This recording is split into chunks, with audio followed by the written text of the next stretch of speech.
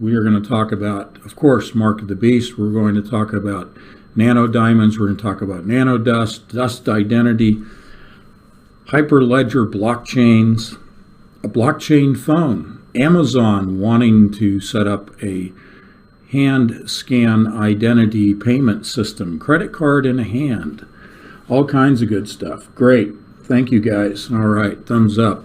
Let's get right into the scripture. Make sure that I have the music off this time. Hopefully it's not playing. Okay, again, very familiar scripture. We always use the familiar ones and then put them in a modern context. Revelation 13:17. So no one could buy or sell unless he had the mark, the name of the beast, or the number of its name. Now, I have probably the largest number of tabs open that I've ever attempted on a live stream, so please bear with me. I'm going to be jumping around quite a bit here. But to put that in context, let's read a little bit more from verse 16. And the second beast required all people, small and great, rich and poor, free and slave, to receive a mark on their right hand or on their forehead. Okay, bearing that in mind, let us jump. And I'm going quickly tonight because I have a lot to cover. I sent quite a few articles to you before the live stream. This one from CNBC. Amazon reportedly wants to turn your hand into a credit card. Technology giant Amazon is working to allow customers to connect their credit card information to their hands, the Wall Street Journal reported. Let's get an image of what is going on at Amazon up here on the screen. I'm going to show you the actual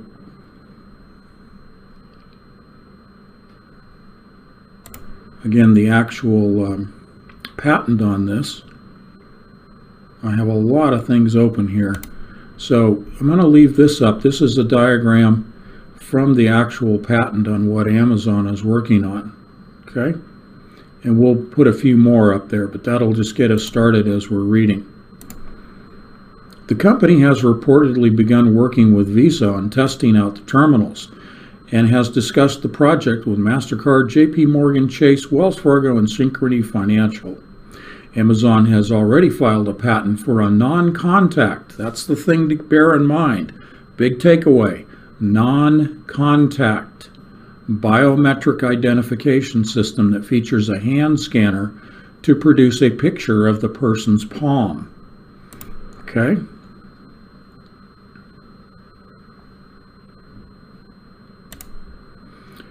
You'll recall we've covered about 2 years ago the opening of Amazon Go, which is basically a fully automated retail establishment. And you get scanned as you come in, and when you leave with your items, those items have already been scanned and charged to your account that's on record. Okay? This was preceded by about 3.5 years ago, the purchase of Whole Foods by Amazon. Okay, so now they're rolling this out. I stated 3 years ago that the purpose for the purchase of Whole Foods by Amazon was to gain the data, the customer data, the transactional data, in order to then build out what we're seeing now with Amazon Go. Okay? So here's an image of a hand, just kind of a generic one, but gives you the idea of this touchless scanning process. Okay? We're going to get into talking about a subject that we've also covered extensively, both in Entangled Magazine and the live streams. Nanodiamonds, nanodust, dust identity is the name of the company. So that's kind of where we're headed here. Technology giant Amazon is working to allow customers to connect their credit card information to their hands so that they can scan for purchases with their palms at checkout areas in physical stores. Okay? While Amazon's plan is in the early stages, the company has reportedly begun working with Visa on testing out the terminals. The company previously filed a patent for a non-contact biometric identification system that features a hand scanner to produce a picture of a person's palm. Okay, you can read the balance of this, but sent this off to you so that you were able to read it in its entirety. Again, I'm going to skip through very quickly because we're building a picture here. We are building a picture of the Marca da Besta system. We've talked about blockchain being the infrastructure of the blockchain, of the Beast system. We're going to be talking about hyperledger blockchain technology. So we're moving along in our advancement. You've got the basics down on blockchain. You understand the blockchain system as it applies to building out the infrastructure for all of the components of the Beast system to come together. What we're beginning to provide to you now are detailed examinations of those components that all plug into that infrastructure blockchain system. Okay, this is the way the world is going. This is going to completely envelop the world. This will be in conjunction with the single global currency, Libra. This will be the only way that data is exchanged. Data generated, transmitted, retransmitted, accessed, sorted, and utilized by end users is through the blockchain. That is the central focus of the Beast system. Okay. Let us go to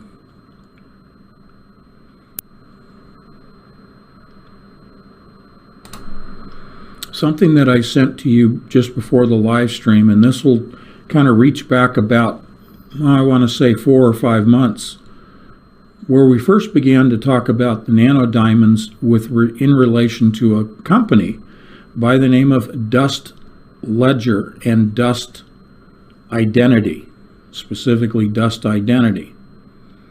Here's a little tidbit that comes out from Dust Identity, and we have said before, Dust Identity provides that physical connection to the world of data.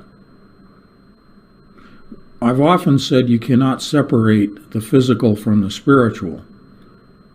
Well, bear that in mind when I make that statement that Dust Identity, using nanodiamonds, nanodust, makes the physical connection to the digital realm. And also bear in mind that the digital realm, the binary realm of zeros and ones, traces its origins all the way back to the dark mantic art of geomancy. So this is the physical connection to the spiritual through nanodiamonds. Who would have thought? So here's a little tidbit.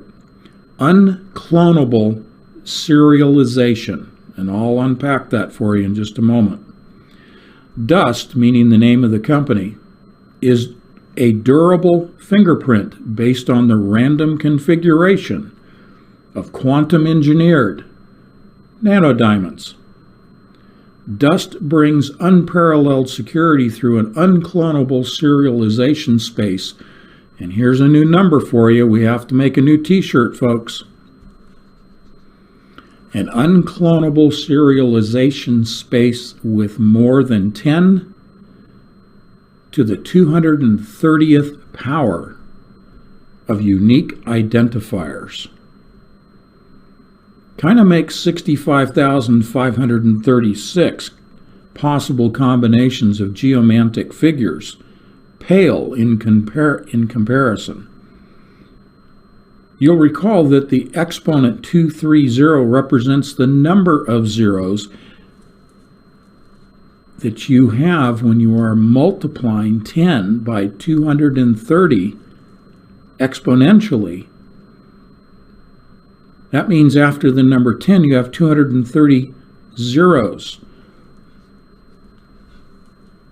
You might as well call this an infinite number, as we have identified before when we were talking about Google's claim of quantum supremacy and the doubling of the doubling of the exponential, meaning actually a quaternary multiplication process of the number of numbers, the number of integers after the decimal point, resulting from the doubling of the doubling by Google's quantum processing chip, comprised of qubits, quantum bits, which are themselves zeros and ones, tracing their origins to geomancy, that they were astonished at Google that it was continuing to double and double the doubles exponentially to an infinite quantity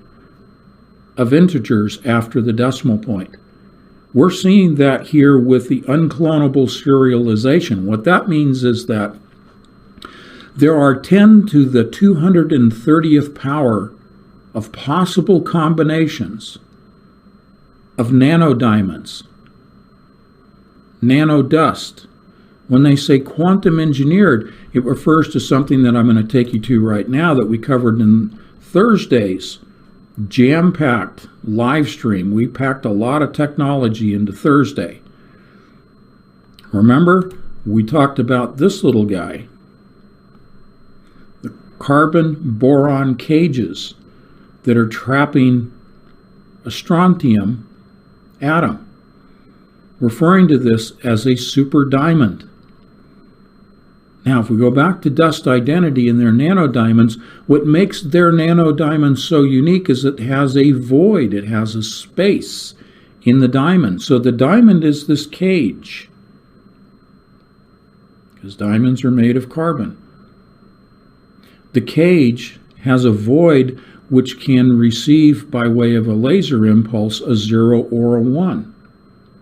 They call it a nitrogen vacancy defect for storing and then the retransmission of data. And as long as that cage is intact, that diamond is intact, so too is the data.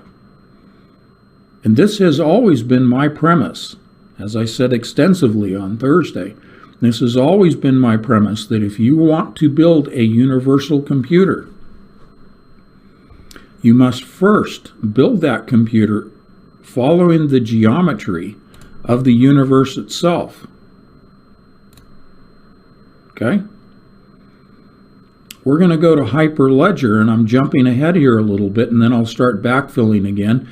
But Hyperledger's logo looks very much like my 600-cell tetrahedron, which is what I consider to be the true model of the universe. And therefore, if you are going to build a universal quantum computer, you must build it in the configuration of the 600-cell tetrahedron, which is the model of God's universe, beginning with a single tetrahedron. Okay? So again, we go back to the cage and we look at the 600 compared to the cage. Now, this is a simplistic version, but contained within the 600 cell is this simplistic version of the cage. C60 carbon is built out of tetrahedrons into what is called a Buckminster fullerene. We've covered this many times. We have new patrons, so I always have to kind of backstep a little bit and fill in things so that people can get caught up with us. But this is where they're heading, building a universal computer. But right now what we're focused on is the Mark of the Beast as it relates to these nanodiamonds. Okay?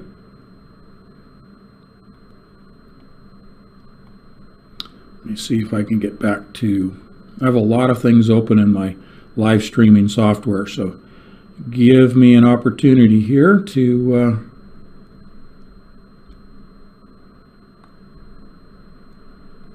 get these guys organized here. I think we used this last week. This is the super diamond, okay? These are the cages all arranged together, and I related that to the microtubules within the human neuron. In this case, what I would ask you to do is envision these as nanodiamonds, because these are carbon cages, so we can use these as a representation of the nanodiamond from dust identity. Again, dust identity saying that they are able to have unique combinations of these cages, of these nanodiamonds, unique combinations, serialized. Meaning that when you serialize, you put something in a specific pattern. You gather the cages, the carbon cages, the nanodiamonds together in a unique pattern. Now, this pattern can be generated in a random fashion or in a specific pattern. But more often than not, it's done in a random fashion, thus rendering that random distribution, the dust of nanodiamonds, on a product, on a component, on a shipping container, on virtually anything. Nanodiamonds can be applied topically on the surface, embedded in the material itself, mixed in the material itself, or even injected. Okay? Because we're dealing with the nanoscale, you can, most nanodiamonds, if you will, are going to operate between 10 and 200 nanometers, a billionth of a meter. Most injectables are going to be around 100 to 150 nanometers. But in my scenario of the dormant nanoparticles comprising DNA, which I believe when those dormant nanoparticles are triggered by 5 Wi-Fi signals, they will begin a replication of a third strand of DNA, which will then manifest physically, outwardly on the body, on the hand and on the forehead, as the actual mark of the beast. Where we're headed in the meantime is on the body are these unclonable, serialized nanodiamond, nanodust marks on humans, and we won't even know that we have these marks. I'm not talking about making the decision to take the mark of the beast.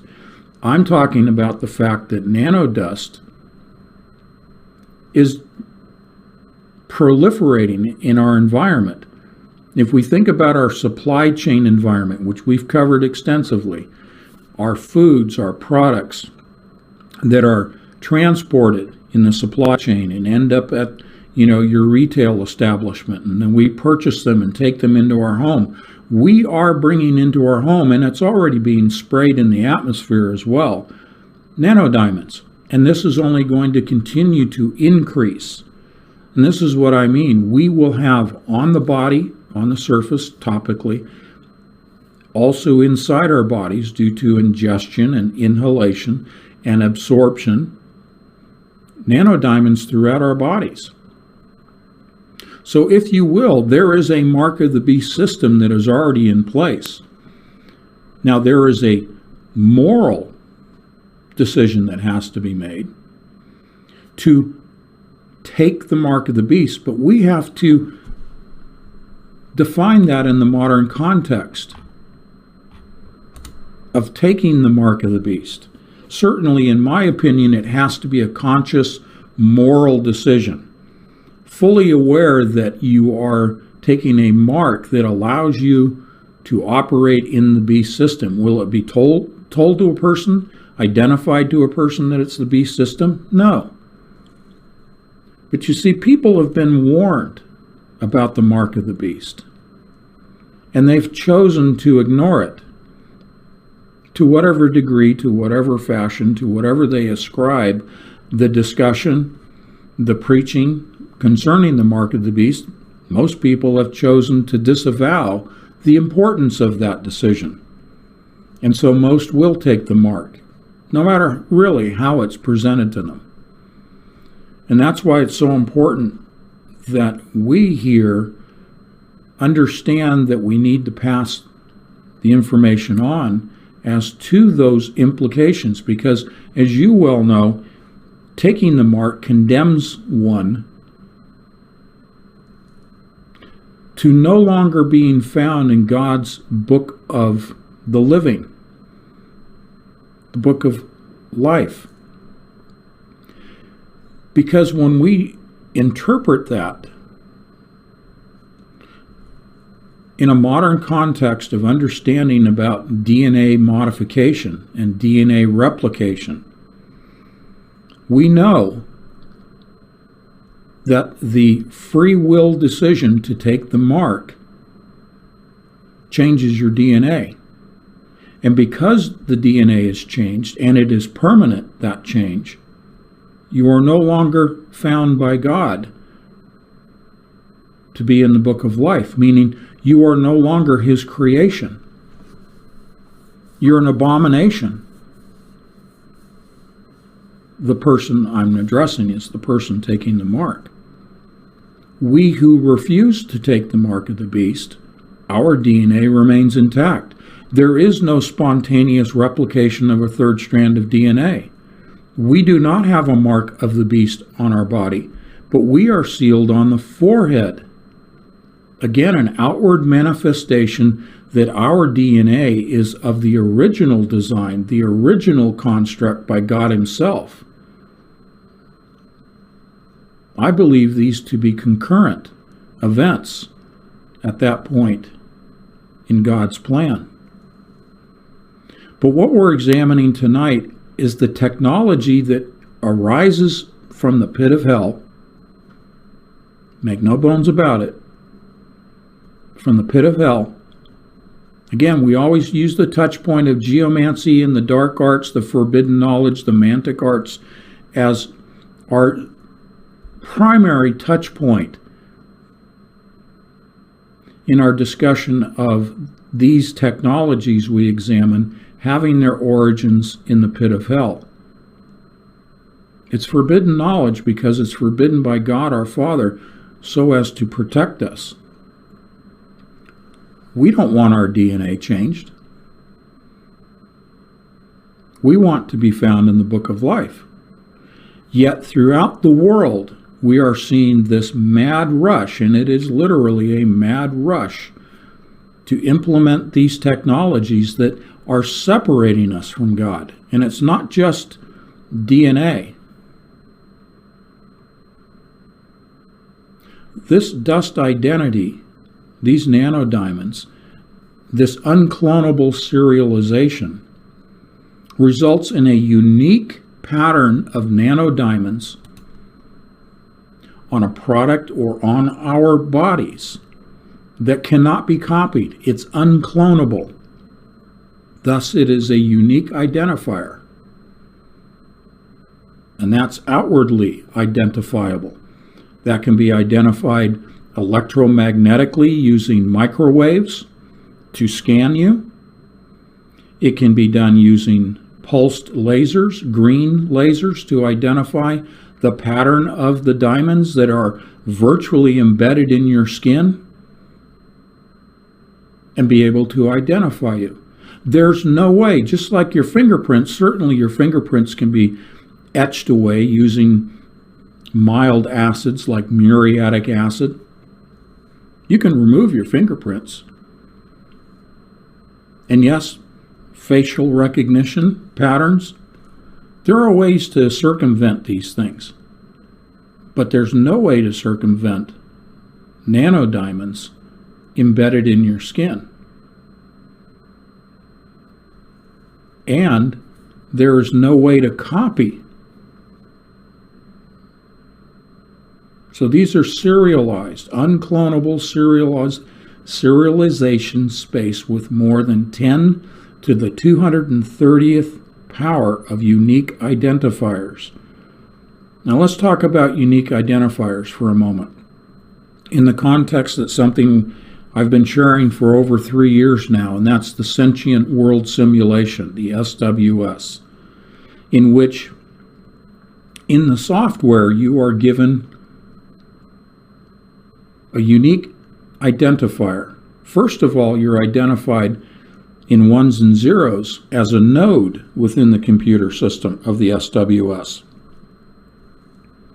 Second of all, you're given a unique avatar, and you've heard me talk about the avatar in the SWS.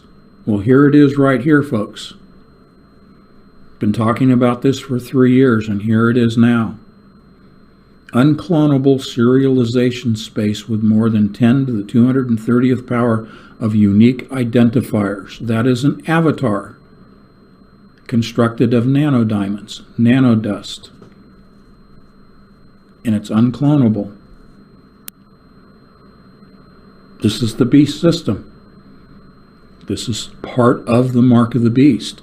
I think that there is a combination of the unique identifier provided by nanodiamonds and then the triggering of your dormant nanoparticles resulting in a third strand of DNA in combination, resulting in that physical mark of the beast on your hand or on your forehead if you take the mark of the beast. Conversely, the seal, God's seal for God's children,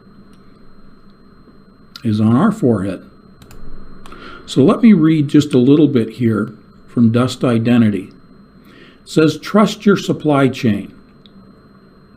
The Dust Ledger Service, now that is blockchain, and this is something we published in past issues of Entangled Magazine and we've talked about, but I'll review it with you.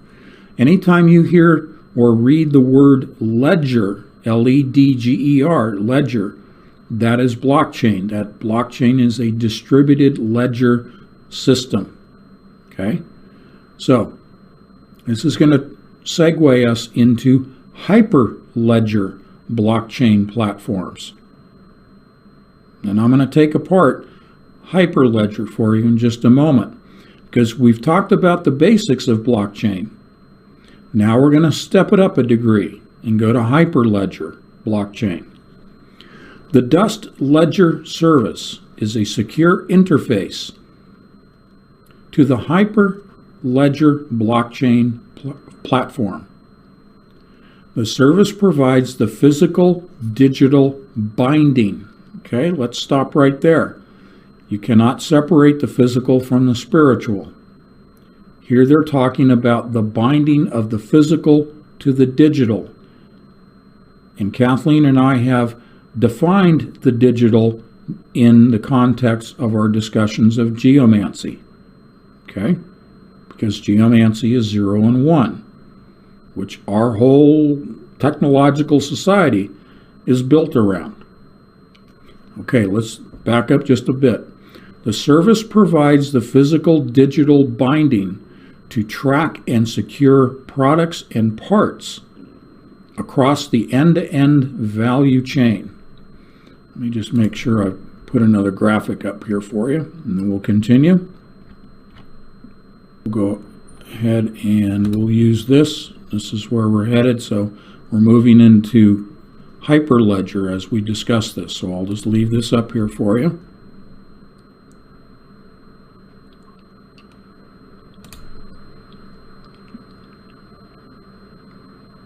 The physical digital binding to track and secure products and parts across the end-to-end value chain.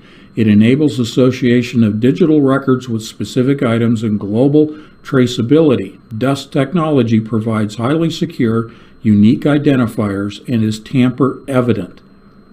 It is scalable to components of almost every size and shape and can be distributed easily without risk throughout your global supply chain.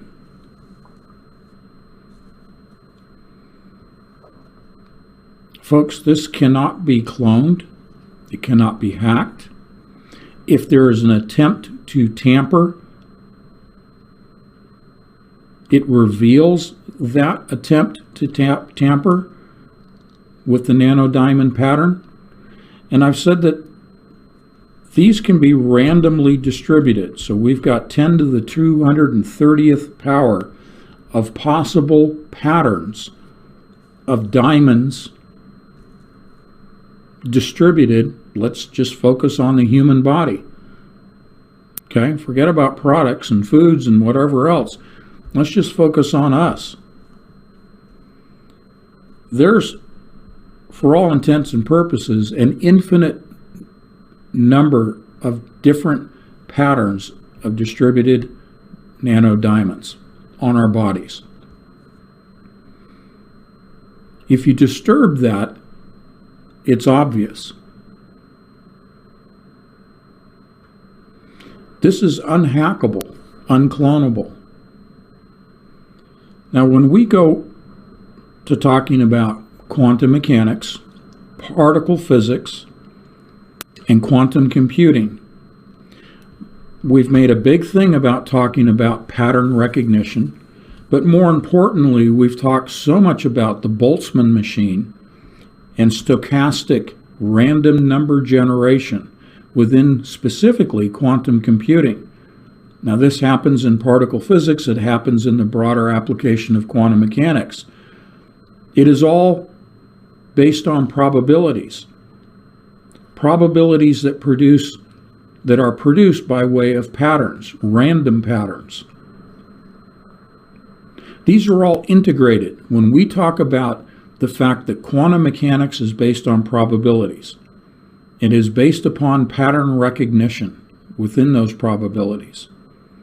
Pattern recognition of quantum particles.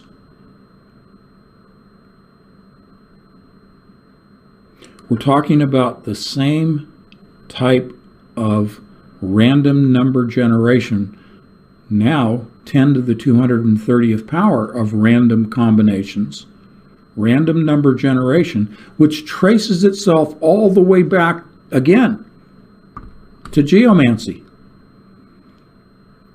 because it is based on combinatorial optimization, the operating system of quantum computing. It is based upon random number generation. That randomness comes from an unskilled person, not a diviner who's trained, who's educated in the interpretation of random patterns, but someone who is seeking an answer is producing random dots in the sand. Now, it doesn't have to be in sand, il-al-ramal from the Arabic, but the origins, the Arabic origins, the Mesopotamian origins of geomancy, the African origins of geomancy are based upon sand, and it is placing randomly dots in the sand. This is where all this is traceable to. Nothing new under the sun. And I keep repeating this about geomancy because we keep seeing more and more evolutions of geomancy in the modern time, in the modern technologies. So when you think about il-al-ramal, the science of the sand, the random number generation of divinatory practice of geomancy, it's exactly the same thing as what I'm presenting here with the random patterns, 10 to the 230th power of random combinations of diamonds. That's the mark of the beast, in combination with what I said about the third strand of DNA. This is the mark of the beast right here in front of you.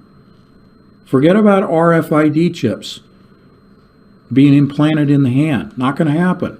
The logistics would prohibit it. It's over 7 billion people on the planet. Can't do it. You can do it with this, nanodiamonds, distributed everywhere in the environment, and it's only increasing in its quantity and density. Now, let me take you back to something that I began saying again about 3 years ago, and that is the granularity of data. That means the density of the data. We can relate that granularity of data to the granularity of the nanodiamonds, the density of the diamonds in our environment. This is the beast system, plain and simple. Okay? So now we have Amazon setting the stage, making it convenient. Remember, everything today is marketed around convenience. Amazon, now a $1 trillion company. I just read about this a few days ago. A $1 trillion company. What is it based on? How did they get there? Convenience.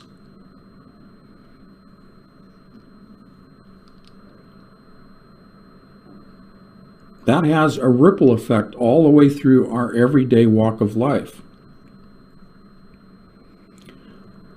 Occasionally, I get emails from people who ask, where's the relevancy of all this high tech that you talk about? You go deep into explaining, the technologies, the quantum this and the quantum that. How is that relevant to our everyday walk of life? And I always try to anticipate those questions and try to address it preemptively. Well, here it is, Amazon Go. Scanning your hand. And what provides you that unique identifier? Well, right now, they're scanning your hand. Okay? Scanning your fingerprints, your palm print, the unique pattern of your skin. However, and this is why I selected this particular picture, because the blue here is indicative of patterns of nanodiamonds on our skin, and not just on the hand, but our entire body. And therefore, this is your window into the future, because it's not just Amazon making consumerism convenient. It's about identifying you way beyond the folds and the lines in your skin.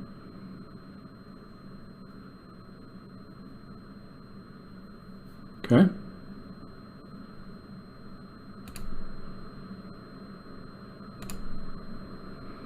So this is going to take us to Hyperledger.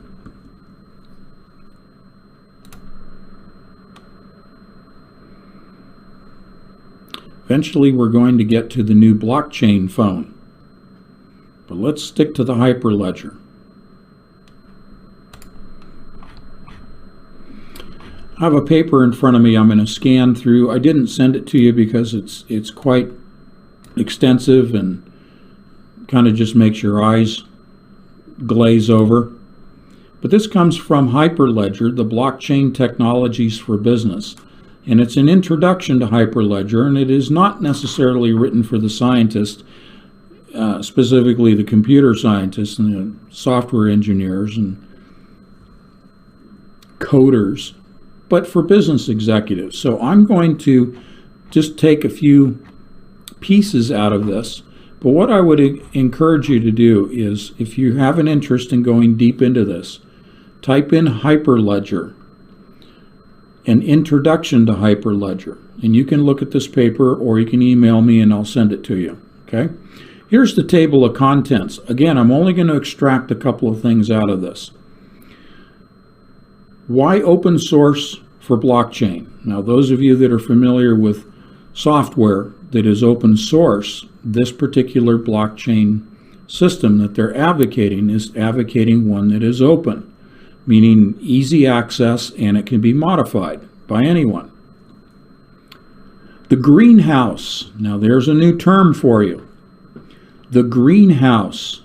No, we're not talking aquaponics as we did last week. The greenhouse for enterprise blockchain. And I want to apologize. I was referring to Thursday last week. We obviously did not have a live stream Thursday. I should be referencing Wednesday last week. I was talking about, among many things, aquaponics. So I find it humorous that here it is in blockchain, they're talking about the greenhouse for enterprise blockchain. Now, the Hyperledger design philosophy. Some compelling cases. And I'll list these very quickly. Banking, applying for a loan. Financial services, post-trade processing. Healthcare, credentialing physicians. IT, managing portable identities. Supply chain management, tracking fish. There it is again, tracking fish from ocean to table. Their current projects and frameworks. Hyperledger Burrow, and I'm going to pick out a few of these just to highlight them. Fabric, I'm going to talk about Fabric. Hyperledger Indy, I'm going to talk about that. Hyperledger Aurora, and then finally Sawtooth. Some of the tools that they have in Hyperledger are Caliper, Cello, Composer, Explorer, and Quilt. So I just named those just so you know what's in this paper if you decide that you want to go and take a look at this deep dive. Again, let me jump right into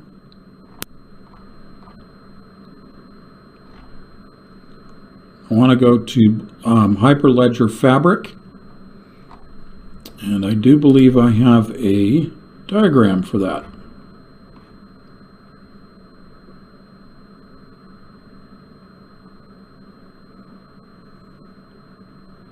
We'll talk about Hyperledger Fabric. We're going to define that. Okay, here is Hyperledger with Linux, and Linux is a open source operating system. Most of you are familiar with Linux. It runs about, I think, 90% of the applications out there on phones and computers. They use that as the foundation operating system, Linux open source OS. Underneath that is Hyperledger itself. And down here you'll see that I'm going to talk about Fabric and I'm going to talk about Indy. Okay? Beginning with Fabric, just a quick diagram, and I'll read some details on this. You have a permissioned user, someone who is allowed access to this blockchain system. That's what the Hyperledger is. It's a blockchain system. We've discussed when we introduced blockchain things like permissionless, LESS, permissionless access, and permissioned access. In this case, we're talking about permissioned user. Someone who's already been identified, someone who's been vetted as being allowed to operate in this system. They call this a Fabric client. There's a transaction, which is known as invoking. Now, isn't that interesting terminology from a spiritual context, right? Invoking a contract. So there is an evaluation process, a validating process of peer-to-peer validation of the person who's invoking the contract. Okay? Now, you can also have a transaction here with a Fabric client that also has to be validated. Both of these do, and they go through a validation process. And if it is a valid transaction and a valid permissioned user, or even a non-permissioned, a permissionless system, it would then be validated and entered into one of the blocks in a ledger. Then it is distributed throughout the Hyperledger fabric. Okay? I think I have a more detailed description of that. Let me go through that quickly and then we'll get to Indy. Hyperledger Fabric, the most popular Hyperledger framework.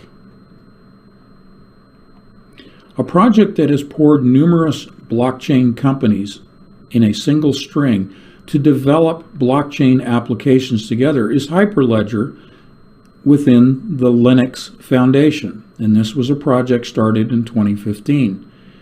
It has a sole objective of encouraging open industrial blockchain development. So to put this in context, what they've done is take the most popular open source operating system of the world and piggyback the blockchain system into it. Now, if you've already established an operating system that is used worldwide, it makes it very easy to then piggyback the infrastructure of the Beast system into that operating system. That's what I'm sharing with you. This is what is applicable to our everyday walk of life. This is the next evolution in that Beast infrastructure that I already introduced to you. Hyperledger is not a company, and it is not a cryptocurrency. Okay? This is simply collecting data and distributing it in blocks so as to record it and make it easily accessible. Hyperledger is an open-source collaborative effort created to advance cross-industry blockchain technologies. It is a global collaboration hosted by the Linux Foundation, including leaders in finance, banking, Internet of Things, supply chains, manufacturing, and technology. Thanks to Linux Foundation, that has created an environment where groups of software developers and companies sit together and coordinate to create amazingly powerful blockchain frameworks. The Linux Foundation started this platform in December of 2015 and announced its first founding members in February of 2016. Just after 1 month of the announcement, 10 new members came up and joined the platform. And presently, Hyperledger has more than 100 members. This sounds very familiar to Libra, folks. Okay, 28 initial members moving up to 100 members. And we'll fold that discussion in later on. Some of the members are Airbus, Daimler, IBM, SAP, Nokia, and Samsung. Okay? Hyperledger Fabric is one of the prominent blockchain projects within Hyperledger. It has a ledger, smart contract, and a system that helps them to manage their transactions. The Hyperledger Fabric is quite different from other blockchain systems as it is private and permissioned. It is mandatory for all members of a Hyperledger Fabric network to log in with the help of a valid membership service provider. However, an open permissionless system permits unknown identities to participate in the network. That was that upper portion of that graphic I was showing you. Let me see if it's still up there. Yeah. So what we're describing is this upper transaction right here. Let me go back and repeat that for you. However, an open permissionless system permits unknown identities to participate in the network, which is, of course, not allowed for any private organization, as confidential information cannot be shared publicly. So what's so special about Hyperledger Fabric? It is designed in such a way so that it helps enterprises to scale their blockchain network to produce more than 1,000 transactions per second. Now, I'm going to stop right there. Again, parenthetically, I'm going to take you over to Libra again. Libra has always, since its design, and I began reading about Libra in late 2018, okay? We introduced it to you in February of 2019, June of 2019, and so forth through September and October of 2019, Libra. Libra has always been built upon the concept of rapid transactions. This is quite different than cryptocurrency blockchain transactions, which are very slow. They can take a minute to 5 minutes for a transaction to be confirmed. And those transactions are not going to Walmart with your blockchain. We're talking about transactions within the cryptocurrency buying and selling speculative environment itself. Libra has been designed for rapid transactions, 1,000 per second. And that's going to accelerate, folks. This is just the starting point. So this is a much faster system. Remember, I asked you to write down some very specific red letter words as we began talking about Libra. And the primary word in Libra has been transactions. Here we're talking about the speed of transactions at 1,000 per second, which just completely obsoletes cryptocurrency blockchain transactions. But the other important thing about transactions to bear in mind is that the founders, the founding members, are the only ones that have access to those transaction fees. And they will be 1/10 of a cent those transaction fees, meaning that users won't care that there's that tenth of a cent or even smaller fee that's charged for that transaction. But the founders get excited when they see 1,000 transactions per second, but ramping up to trillions of transactions every day. I've labeled this transaction in the trillions per day as the new gold mine for the world. This is a whole new, this isn't a new form of currency, although it is. This is a new form of wealth that is being created in this beast system. A new gold mine of transaction fees. And this is why founding members are more than happy to pay a paltry $10 million to be a member of Libra. So, focus on 1,000 transactions per second, because I know in the coming weeks I'm going to begin to reveal technologies to you that are going to speed those transactions up considerably. You know why? You know how I can say that? Because I know that what is behind blockchain, here's the hint, random number generation. When they talk about with nanodiamonds, and that's tied in, that's physically connecting data using nanodiamonds in Hyperledger. I shared that with you from Dust Identity, tied into Hyperledger, which is the blockchain, nanodiamonds, random distribution of patterns to the 10 to the 230th power of random patterns of distribution of nanodiamonds. What else operates in random number generation, in random patterns? I said it earlier, quantum computers. The blockchain is built, yes, it began in the early 90s, but blockchain today is built out only because of quantum computing. What I'm specifically saying about quantum computing and blockchains is the security that they tout. That's the big carrot that they put out there to sell people on blockchain, to migrate their data like Facebook did, migrating user data into the blockchain because it's secure. Well, how can it be secure? Random number generation. Well, how does quantum computing operate?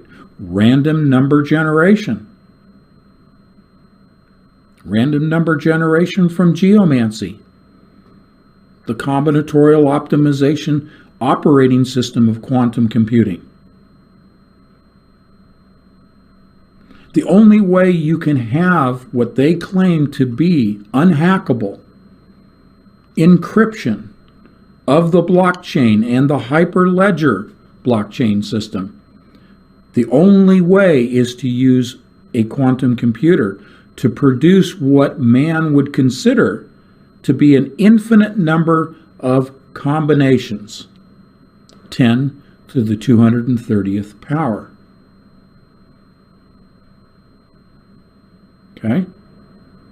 I said about that, what appears from man's perspective to be an infinite number, 10 to the 230th power,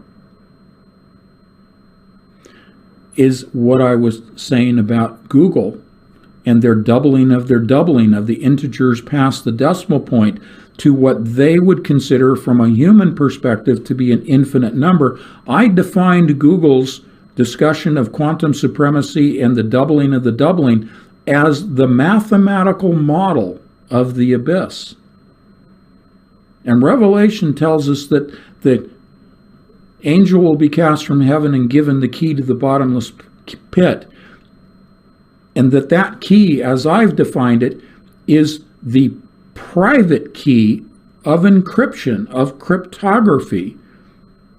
The private key of encryption that unlocks the encrypted information, the encrypted instructions on how to open the doorway to the abyss. Now we see another infinite number, 10 to the 230th power, related to dust identity, the pattern of nanodiamond distribution, connecting physically the diamonds, connecting to the software, to the zeros and ones of data in the Hyperledger Fabric project.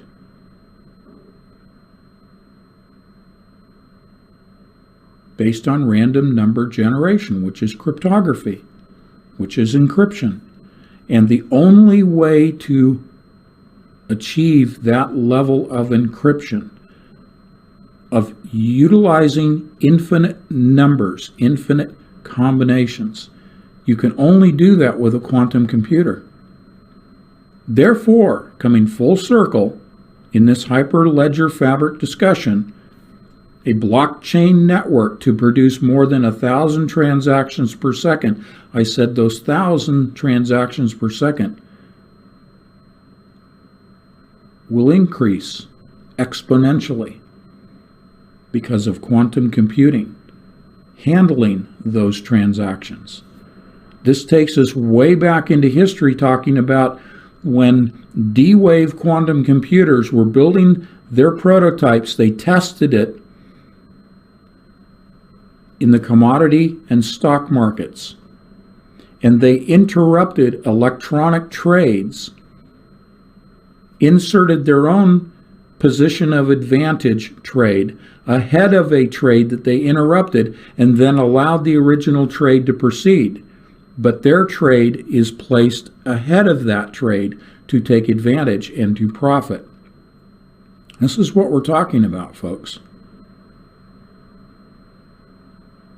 This is giving you a window into the capabilities of quantum computing, which runs these advanced levels of Hyperledger Fabric blockchain systems.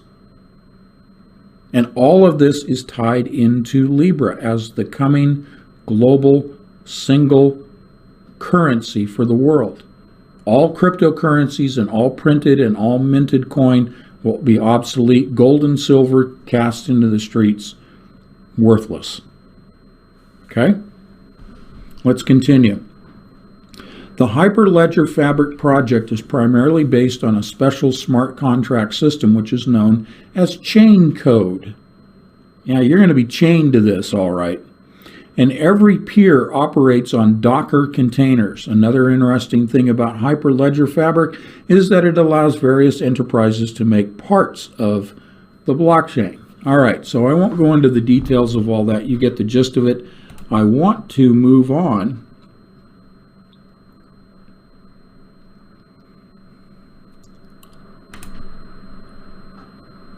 to Indy. And no, this is not Indiana Jones. This is Hyperledger Indy. Blockchain Identity Project. Okay? Okay? Mark of the Beast. Mark of the Beast. It's right there. Hyperledger Indy provides tools, libraries, and reusable components for providing digital identities. Remember, Sentient World Simulation, as I read this, folks, SWS. Providing digital identities rooted on blockchains or other distributed ledgers so that they are interoperable across digital networks, administrative domains, and applications.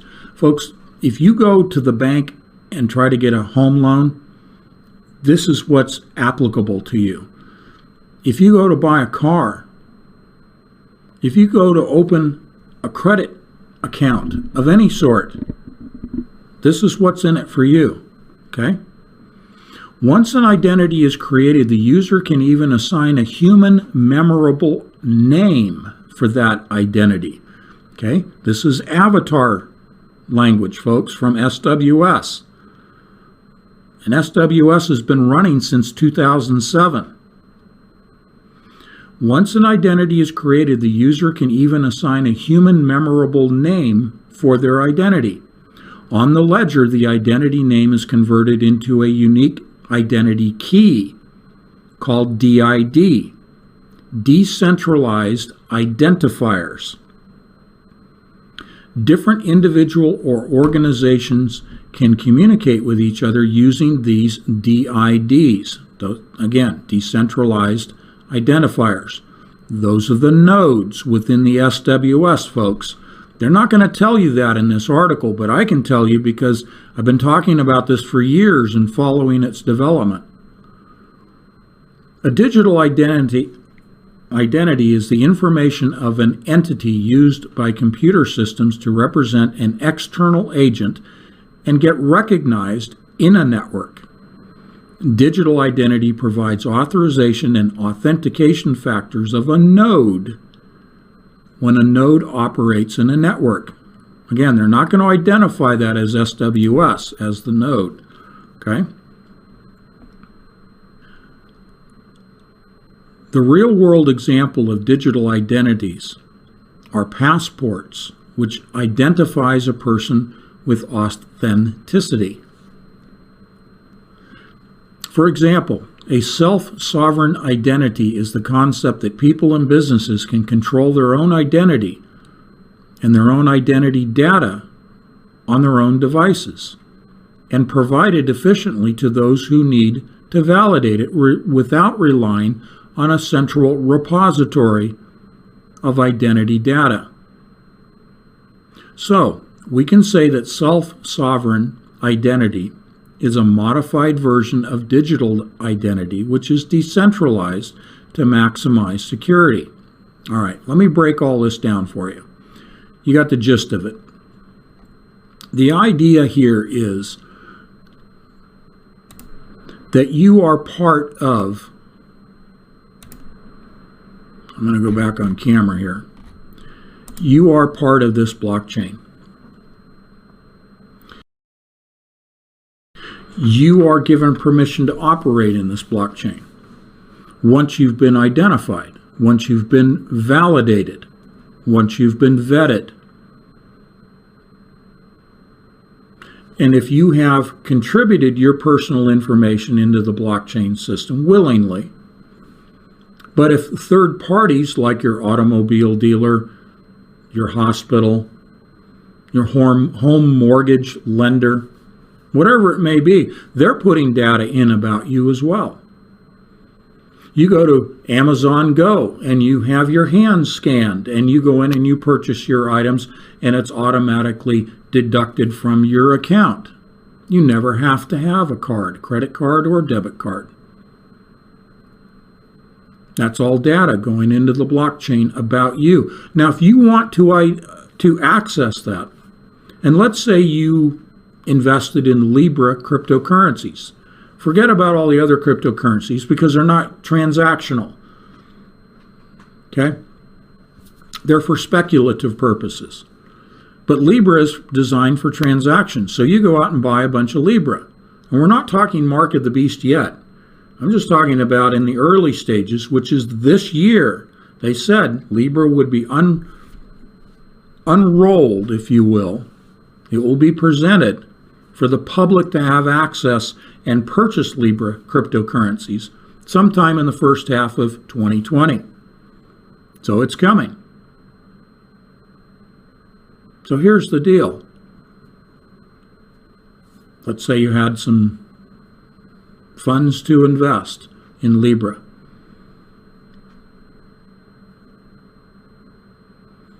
And at some point, you want to access those funds, that cryptocurrency. You want to use your Libra for a transaction. Maybe you saved them up and you're going to go buy a car. But it is now in God's timeline, it is now time for that Mark of the Beast decision to take place. You want access to your wealth. You want access to your personal data. Let's take another example. You go to the hospital. You have an urgent or even emergent need.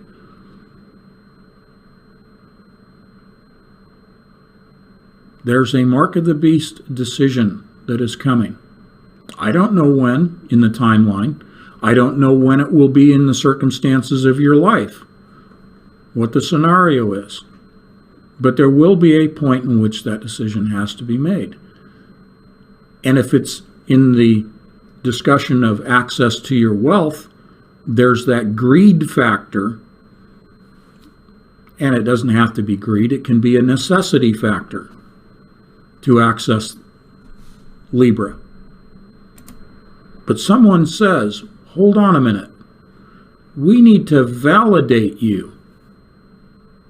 We need to vet you before we're going to give you permission.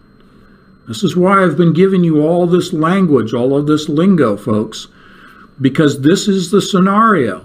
Before we give you permission to access this hyperledger fabric blockchain system, you have to be identified. But there's a new layer of identity. It's no longer scanning the hand. It's no longer scanning the nanodiamonds in a unique pattern on your body, embedded in your skin. No, now there's another layer to this identification process of you to grant you permission. See, they use this language because it's spiritual. Permission. No man may buy or sell unless they have the mark. You have to have permission to buy and sell. This is why they call it permissioned access to the blockchain, because it's spiritual.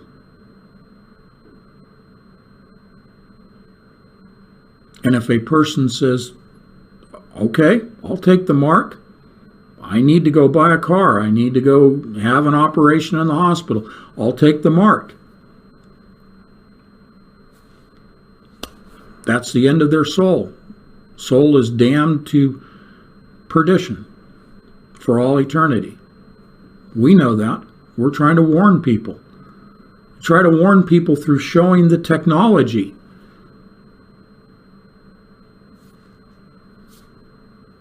People are so tuned into technology today, but what we do is take the 180 of the technology and say, here's the truth, here's what's behind it, here's the application of the technology that you're so in love with, that you're so connected with, you're so tuned in, you're so focused on, you're so distracted by, you're so deceived by. We flip that technology that you're using around and say, look at its origin and its application. Specifically, this is what it means to your soul. What's in it for me? What does this impact have on my everyday walk of life? It impacts your soul. Can't get any simpler than that. Okay?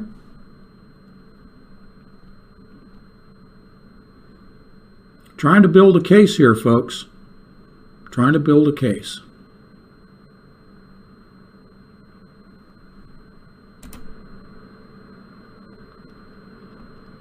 Okay. Let's move on from that. Let's do something a little bit lighter. I sent this article to you. The world's first true blockchain phone is secure and decentralized to the core. The first blockchain phone call took place last October with a prototype developed by Function X, a new decentralized internet service framework. Now the prototype has been refined and is nearly ready for public release. Let me step aside, folks. What I'm sharing with you, we've been talking about. We've said this is coming. They've got us so tuned into our phones, so dependent, and our phones are so convenient. Think about that as I continue reading this. The new prototype has been refined and is nearly ready for public release. The phone is dubbed, in quotations, Bob, B-O-B, which stands for block on block, spelled B-L-O-K, block. Bob will be compatible with Android 9.0, and users will be able to switch between Android and blockchain modes on their phones. Can you even imagine your phone tied to the blockchain? Well, I've been warning you. Bob has its own blockchain operating system called Function X. When Bob is set to blockchain mode, every bit of data sent through the phone is executed through a blockchain, which makes Bob the first truly blockchain-powered phone in the world. You see, folks, they have set up the phones to be that portal into the blockchain beast system infrastructure. You'll recall about a year ago, I let you know that Google was distributing for free to so-called third world countries Google phones for free. Then I followed that up months later and I said that we began talking about Libra and the unbanked of the world and the underbanked of the world, representing about a third of the world's population, the unbanked, and that it was for Libra to make it convenient, to make it easy for them to then be connected to the banking system, specifically connecting through Libra. And now you see, free phones. Some people, when President Obama was in office, they talked about Obama phones. Remember? The phone is set to be the portal into the blockchain for every person on the planet. Okay? When a user sends a text message or makes a call using Bob, the message or call is transmitted through the blockchain rather than a centralized mobile carrier. This gives users complete control and ownership over their data and saves costs by cutting out the middleman. There's your spin, okay? There's your carrot. Let's 180 that, folks. This gives users complete control and ownership of their data. No, it doesn't. You remember what I've said in the basic definition of blockchain? The basic selling point was they would say that it is distributed ledgers, that it was decentralized information, that your contracts, your data is replicated thousands of times and distributed so that if someone tried to hack into that system and destroy your data, there's so many copies of your data, so many copies of your contracts, of your home loan, of your automobile loan, of your credit card information, that a hacker could never destroy every copy. Okay, that sounds benevolent, but the malevolent of it is that I've defined for you is that because this is driven by quantum computing encryption, it is not decentralized distribution. Rather, it is centralized encryption. What it means is, okay, there's thousands of copies and they can't be hacked, so that's decentralized. I'll give them that. However, what they don't tell you, and I've told you for over a year now, maybe 2 years now, is that it is actually centralized because there's only one holder of the private key of the encryption system that encrypts all of your data. Therefore, it is centralized within a quantum computer system. And then the question you have to ask is, well, then who controls the quantum computers that are running the encryption, that hold the private key to that encryption, to that coding? Who holds the control to the quantum computers? Well, ultimately, it's the Antichrist, plain and simple, because it's his infrastructure that he is building right now. So you can 180 this sentence. This gives users complete control and ownership over their data and saves costs by cutting out the middleman. No, it doesn't. You don't have complete control over your data. Someone else does. And yeah, there might be a cost savings in cutting out the middleman, but what's the true cost? It's your soul. That's the 180 of this sentence, folks. Let's continue. In lieu of a centralized service provider, the blockchain is powered by individual Bobs. Every phone will function as a node in the blockchain. That's you, folks. You're represented as a node if you take the mark. Well, we already are. Okay, independent of the mark, we are already represented as a node since 2007. This means Bob owners can contribute to the functioning and development of the Function X ecosystem just by using their mobile phone. See how they sprinkle those little words in there that were all programmed as warm and fuzzy words? Ecosystem, now greenhouse, hyperledger, fabric. All sounds warm and fuzzy. Nothing here. Don't worry about it. It's an ecosystem. How does Bob run independently without the need for a centralized service provider? Phone calls and messages are routed via blockchain nodes without the need for phone numbers. Okay? So I'm not going to read the rest of this. I sent it to you. But let's go back to this discussion of nodes, because we are each represented in the software of the sentient world simulation. That came out of Purdue University as a white paper in 2006 and has been worldwide since 2007. Palantir Software, third-party application developer for D-Wave quantum computers. Palantir, sentient world simulation. Okay?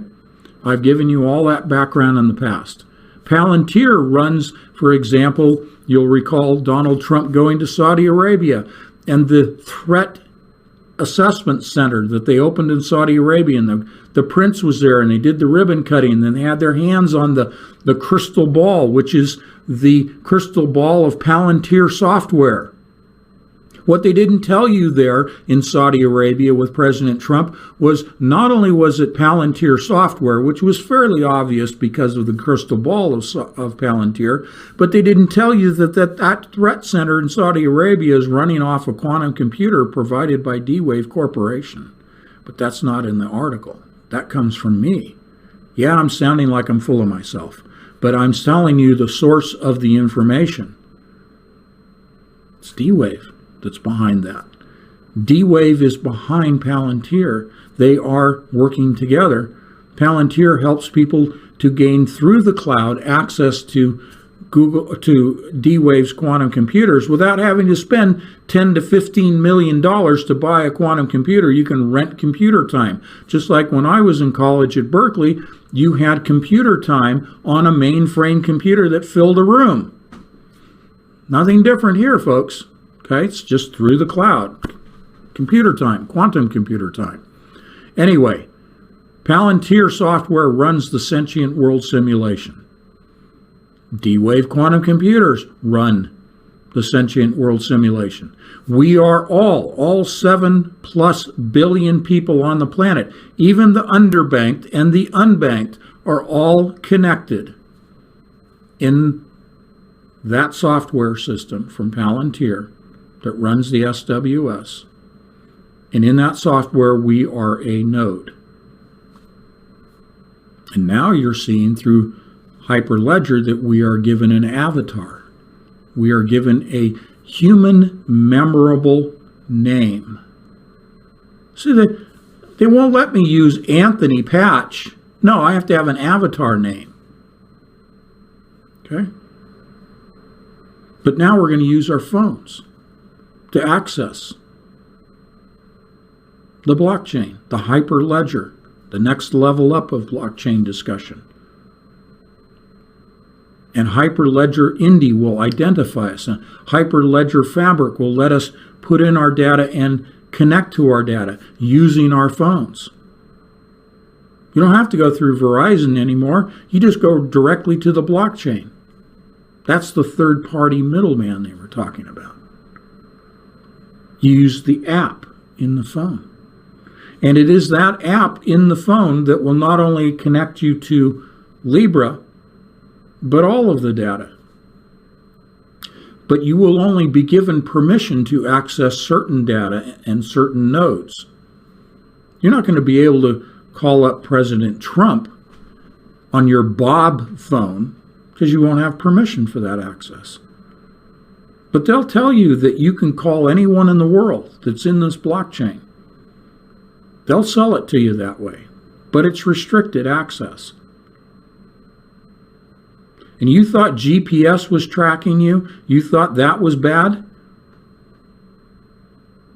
Don't worry about GPS tracking. You're already being tracked in the simulation.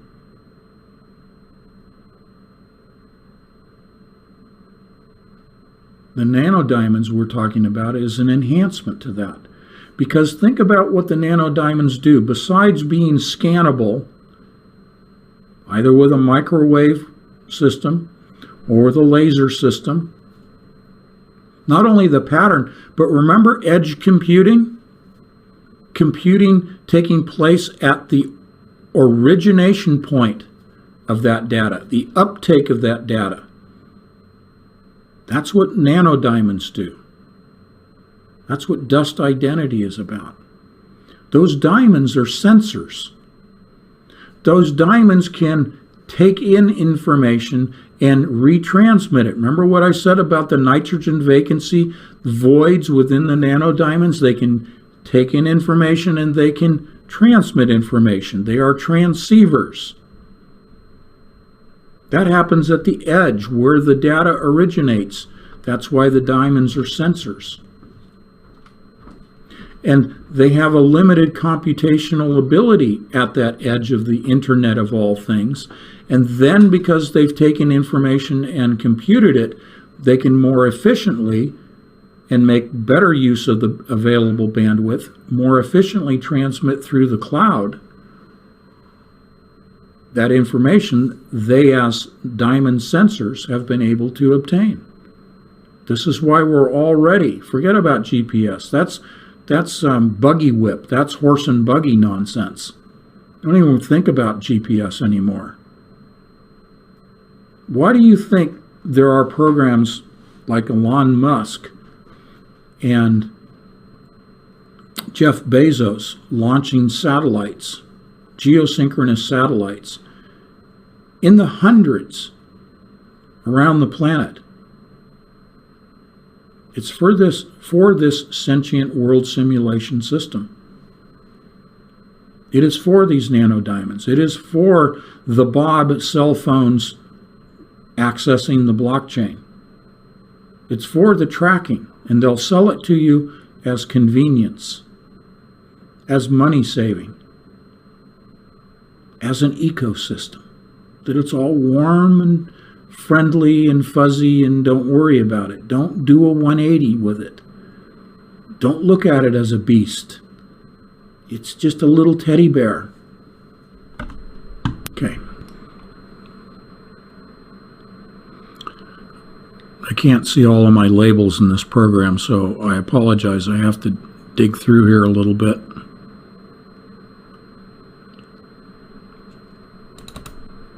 There it is.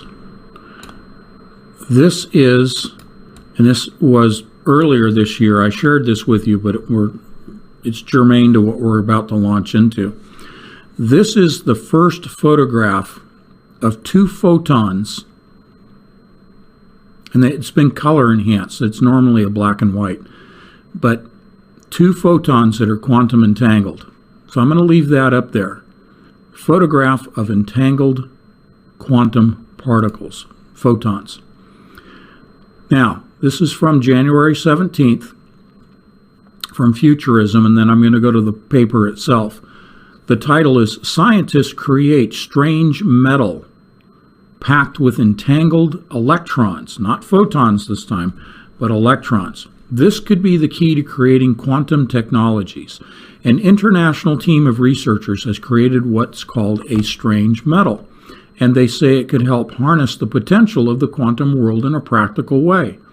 Specifically, the metal provides evidence for the quantum entanglement nature of quantum criticality. But that's a lot to unpack. So let's start with something most of us probably learned in elementary school: phase transitions. We see evidence of classical phase transitions all the time.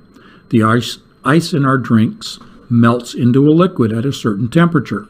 For example, while the water we boil evaporates into a gas at another.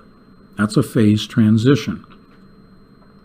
Well, materials in the quantum world also undergo phase transitions under the right conditions. And when a quantum material is capable of transitioning from one phase to another, it's called a state of quantum criticality.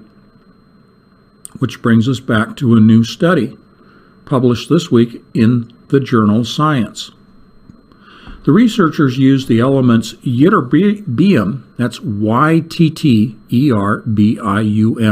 ytterbium, rhodium, and silicon to create a, quote, strange metal, a type of metal in which the electrons act as a unit rather than independently like they would in a regular metal, such as copper or gold.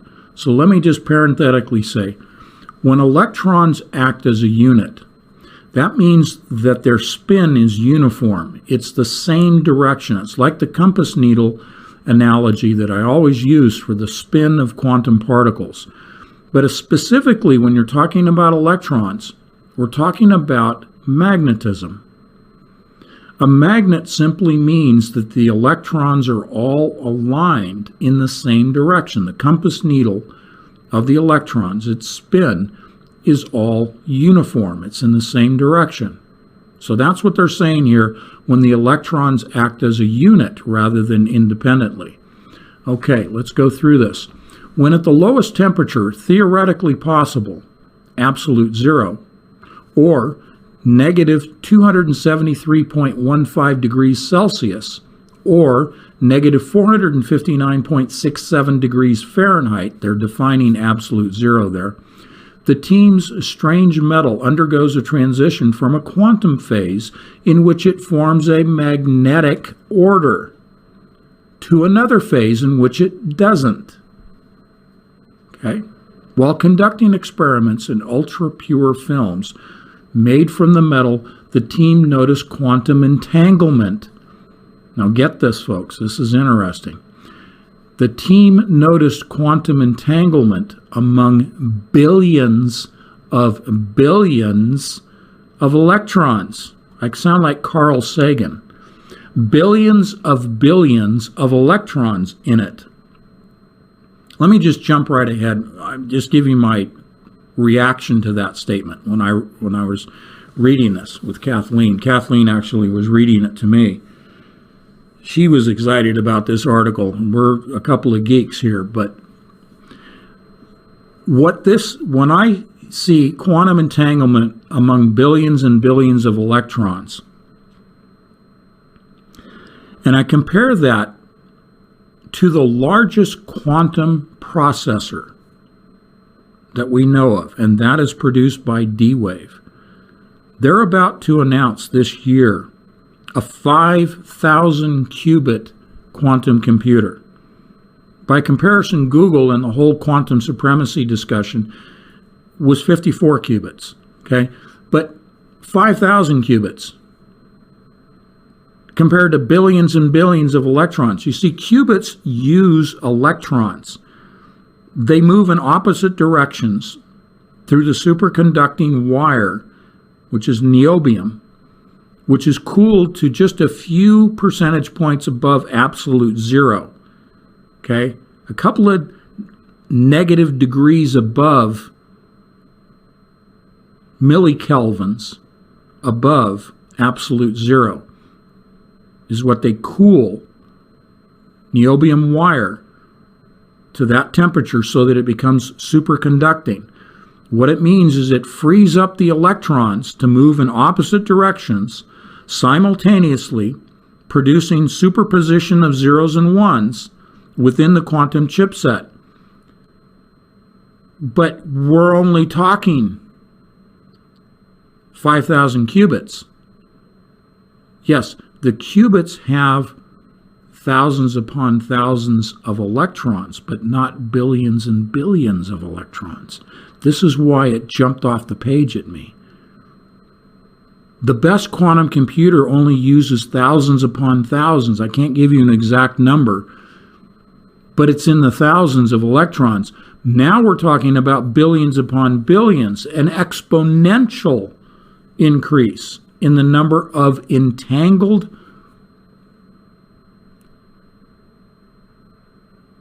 particles, electrons. What that translates to is the ability to create qubits, quantum bits, quantum processors containing exponentially larger numbers of quantum entangled fundamental particles. You can do it with photons, as this picture illustrates to you. And I know that that's where D-Wave has been doing the bulk of their research and development, is away from electrons and going to qubits based on photons. But they're not publicly bringing that out. They're not bringing it out in the journals like Science. Okay? But whether we're talking electrons or photons, it's in the numbers of fundamental particles that are entangled that increases the speed of the quantum processor and the size of the problem that you are processing. I talked about this last Wednesday. Combinatorial optimization, the larger the computer, the larger the number of qubits, the larger the problem comprised of larger numbers. This is why Google was getting all excited about their quantum supremacy and their processor running an infinite number of integers after the decimal point. What that translates to is that they were able to process larger problems and do it faster at Google. This is what it means at D-Wave. This is what it means when they talk about billions and billions of electrons, is bigger problems comprised of larger groups of numbers faster. Now, if they would only apply this in a benevolent fashion, we could solve all the problems of the world very quickly. But they won't do that. Why? Because the technology itself comes from Satan himself. Geomancy. Okay? So, continue with the article. It asked the question, so why is this observation important? Well, I already told you why it is, but they won't tell you what I just said. It could help in efforts to create quantum technologies. Quantum entanglement is the basis for storage and processing of quantum information. At the same time, quantum criticality is believed to drive high temperature superconductivity. I'm going to stop right there. High temperature superconductivity. Last week, when I introduced this cage, this carbon boron cage with strontium trapped within the cage, these were being touted as super diamonds. Okay? The discussion around this is the phase I presented this to you on Wednesday. The phase transition of these cages. Now we're talking about it with this discovery that's just been announced. I preceded this for you last Wednesday. It just came out 2 days ago in Science Journal. Phase transition. What I presented to you about this on Wednesday was room temperature superconductivity in a quantum processor, in a qubit. You don't have to cool the superconducting wire, niobium, down to a few millikelvins above absolute zero. You don't have to do that. You don't have to have a pulse dilution refrigeration system. You can run the quantum computer at room temperature, and you can run it faster, and you can run bigger mathematical problems at room temperature. This is what I presented in 2014 in 2048 Diamonds in the Rough, my second novel, Room Temperature Quantum Computing.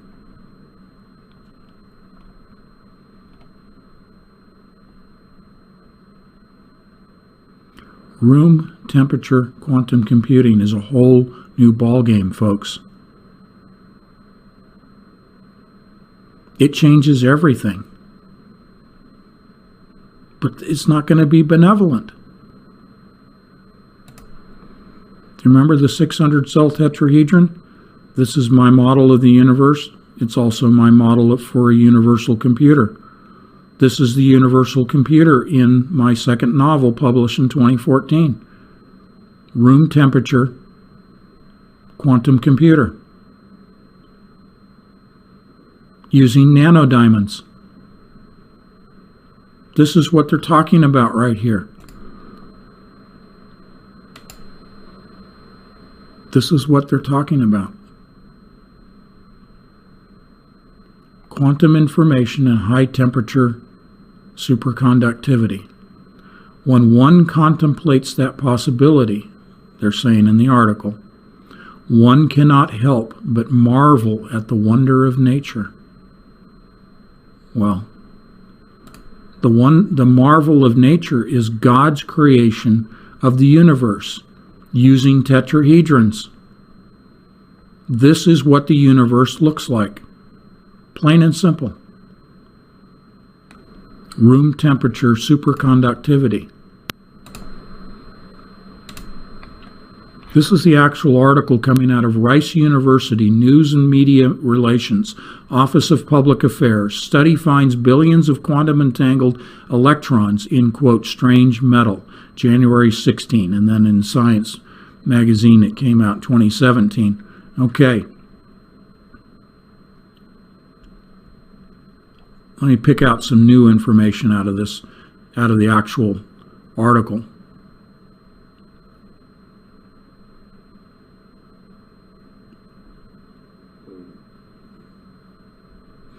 With strange metals, there is an unusual connection between electrical resistance and temperature.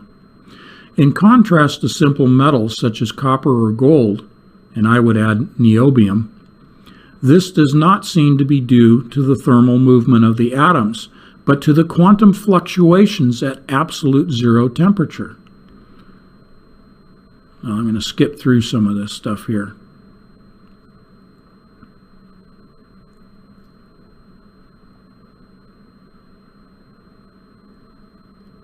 At a magnetic quantum critical point, conventional wisdom dictates that only the spin sector will be critical.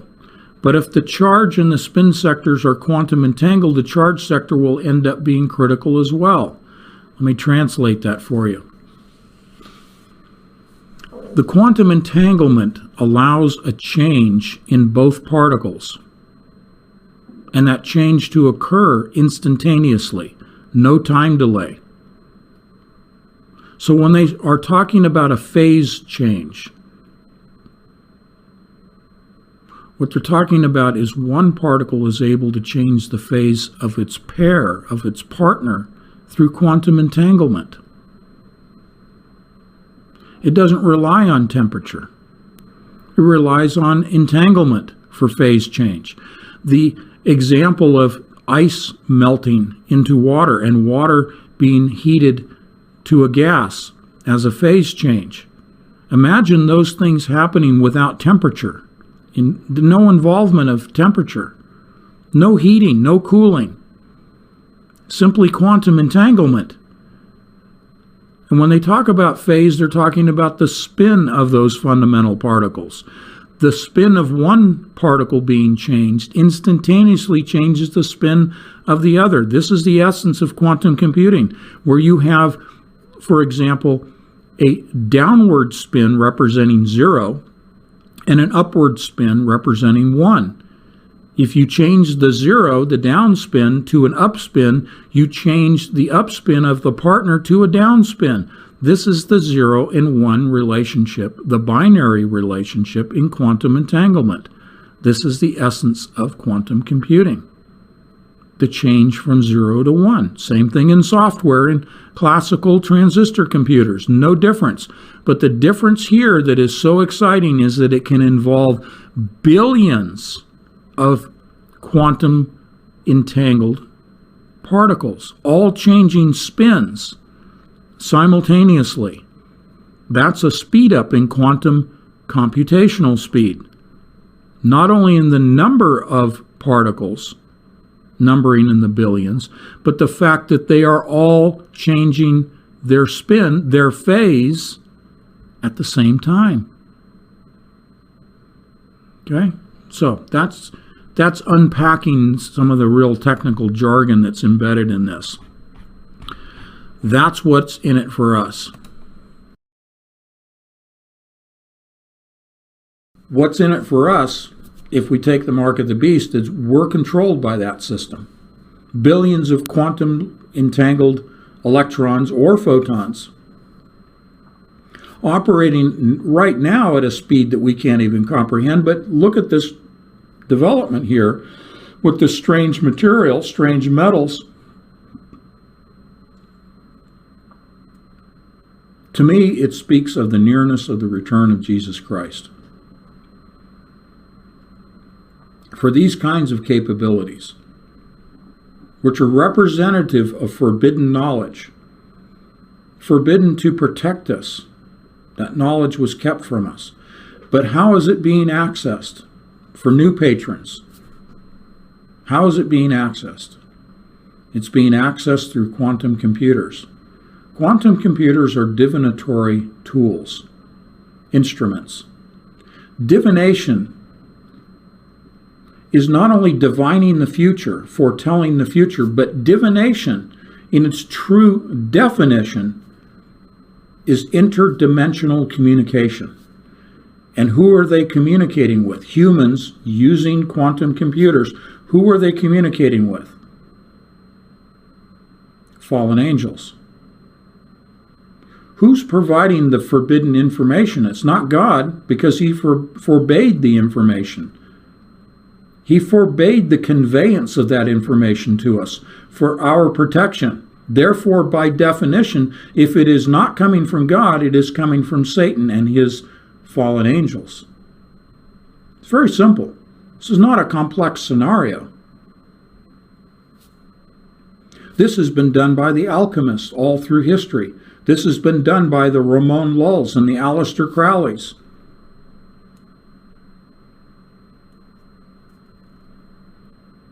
This has been done by the John Dee and the Edward Kelly. And many before them, all the way back to 3500 BC, into Mesopotamia, and all across Africa, and into China. And 1400 years ago, it began in China, long after it began in Mesopotamia. Accessing forbidden knowledge by communicating divination through geomancy in the ancient and quantum computers in the contemporary time. But again, the quantum computers are nothing more than a more advanced form of the geomantic practice of making random dots in the sand to then be interpreted by a skilled diviner. And that diviner is interpreting it because they are in communication with fallen angels who have taught them. If you look at the background of John Dee and Edward Kelly, they were taught by the angels that they were communicating with. They learned the Enochian language, the language of the angels, the Enochian alphabet, so that they could communicate. And they received mathematical information that resulted in the geometric alchemy. Because when you know the geometric construct of the elements, which they learned from the angels, you can then reconstruct the geometry. You can change the geometry of those elements. which is the essence of alchemy. So coming to the contemporary, and we talk about quantum computers today, I always go back and I access and I relate to you, which I've related hundreds of times probably, the words of one of the founders of D-Wave, Dr. Geordie Rose, back in 2013 and then in 2015, but in 2013, and I repeated and cited to publicly in 2015 and subsequent to that, his words regarding the 512 qubit quantum computer that they were accessing, by his own words, accessing 2 to the 500th power, 2 to the 500th power of parallel dimensions. Replace the word dimension and instead use the word demons. 2 to the 500th power of demons, fallen angels that they are communicating with.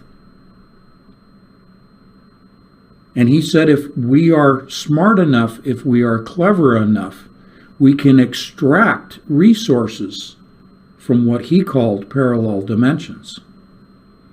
That extracting of resources, that translates to forbidden knowledge.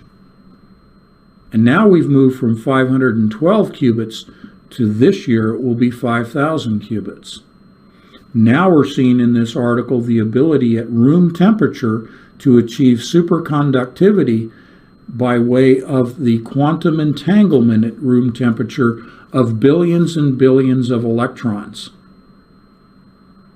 Jesus is coming back very soon because of this. Too much forbidden knowledge has been conveyed to man through this divinatory process of advanced geomancy, of interdimensional communication. This is stretching the patience of God our Father.